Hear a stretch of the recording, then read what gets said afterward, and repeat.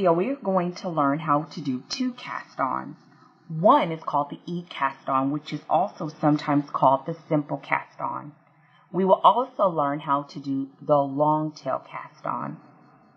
For the first cast-on, you need to have your slip stitch and add it on to your needle. I'd always recommend with this cast-on to have at least 6 inches or so of yarn for your tail, and you'll either need it later, or it just makes it easier for you not to get your tail confused with your working yarn. And here we go. So I have here ready to begin. So with the E cast-on, you want to slide your yarn towards the end of your needle, and we're going to hold the tail beneath, cupped under your fingers underneath the yarn, underneath your needle. And I would kind of just grip it, if you can see my hand here. And I recommend that because it's easy in the beginning to get your tail confused with your working yarn, and you don't want to cast on a few stitches only to realize that you made the mistake. So we now have our cast on, which will count as your slip stitch will actually count as your first cast on stitch. And cast on stitches are just those stitches that are added to your needle. First thing you're going to do, the second thing you'll do is you're going to draw up the yarn with your thumb, and you want to draw your thumb under and up so that the yarn is on top of your thumb. And when your thumb is on top of your yarn, you will also see that the other portion of yarn is gripped beneath my hand, cupped under my fingers. And as it's cupped under my fingers, you're going to take the tip of your needle and you're going to go under the back yarn and up. And it's kind of gracing the side of my thumb, and you will remove your thumb, and now you have 2 cast-on stitches. I'm going to do it again. Under and up. You're going to take your tip and go under the back yarn and up between them, grazing your finger until you now have 3 stitches on your needle. I'll do a few more.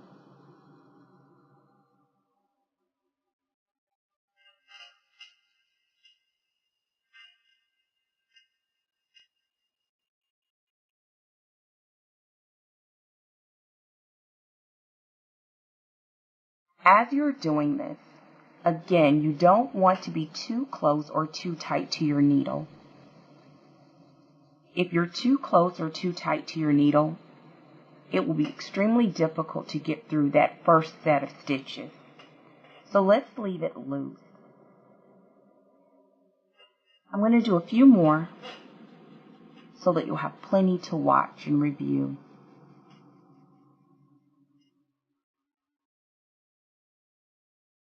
And that is your E cast-on. Now what I'm going to do is just show you how many stitches that I have just casted on. We have 1, 2, 3, 4, 5, 6, 7, 8 stitches casted on to our needle. Again, with us counting that slip stitch as one of our stitches. And this will begin. Now to remove those stitches, you would just slide them off of the end of your needle and slightly pull your working yarn, and then you will be left with your slip stitch. I'd suggest you pausing here and going back to the beginning and trying this cast on method until you're comfortable with doing this method before moving on to the long tail cast on.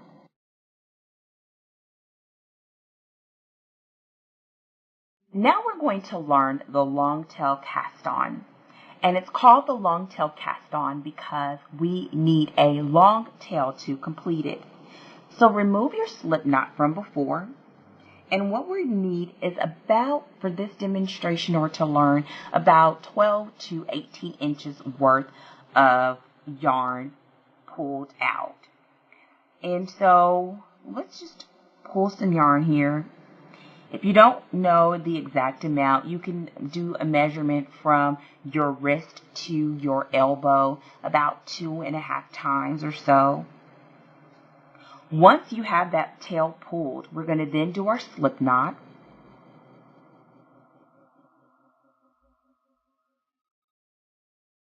And now that we have our slip knot, we're going to insert our needle. You want to tighten it, but not too tight. Once you have your yarn and your slip stitch, or your slip stitch onto your slip knot, onto your needle, what you want to do is you have the yarn together.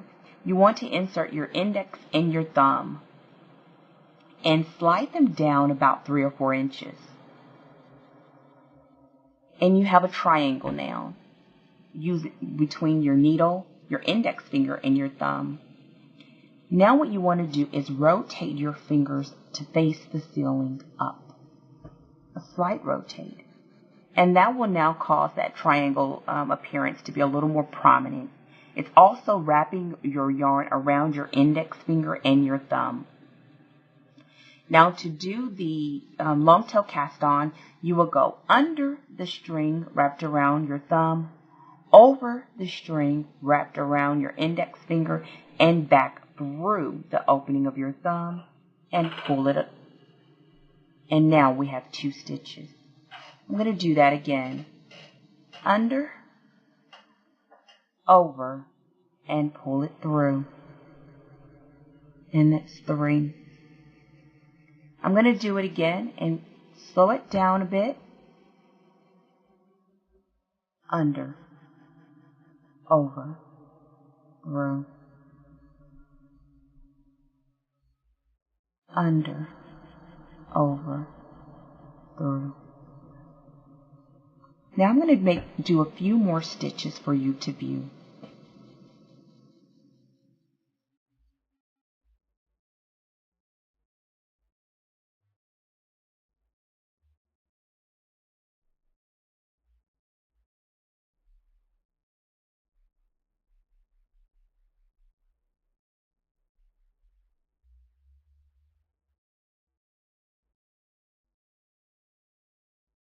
As stated before, you want these stitches to be somewhat loose so that you can work in the stitches once we begin knitting in the next segments.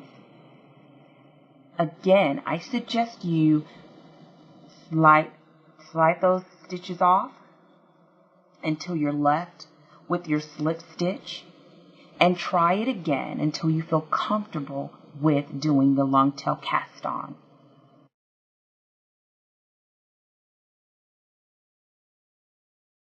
In this video, we've learned how to do 2 different cast on methods.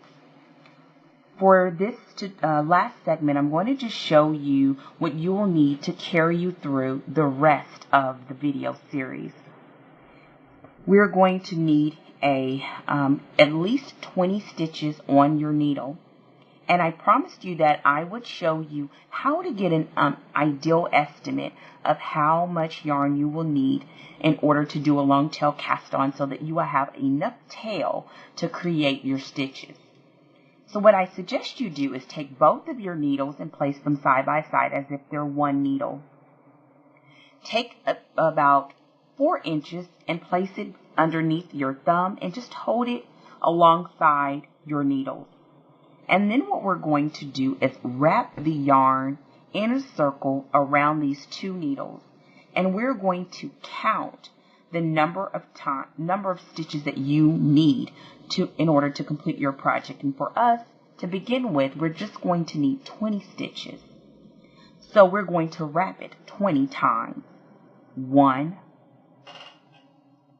2, 3, 4, 5, 6, 7, 8, 9, 10, 11, 12, 13, 14, 15, 16, 17, 18, 19, 20.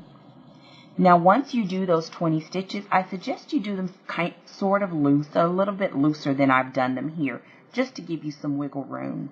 Once you've done that, you want to just put your finger at the end and you can remove the yarn.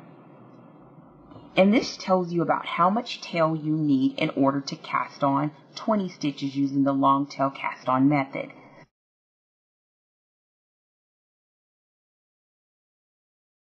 So let's now see me do the long tail cast on. Let me do the slip knot.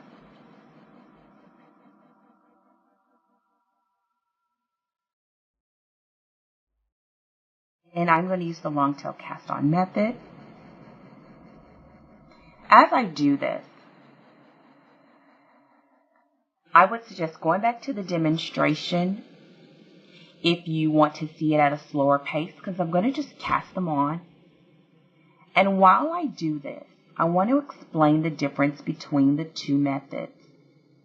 The E method is a little easier for people to get started because all of the moving pieces of doing the long tail cast on usually confuse people a bit in the beginning.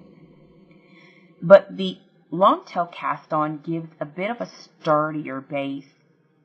The E cast on will be just fine. It's just that in the beginning you have to be very careful with it so that your stitches do not slip off of your needle.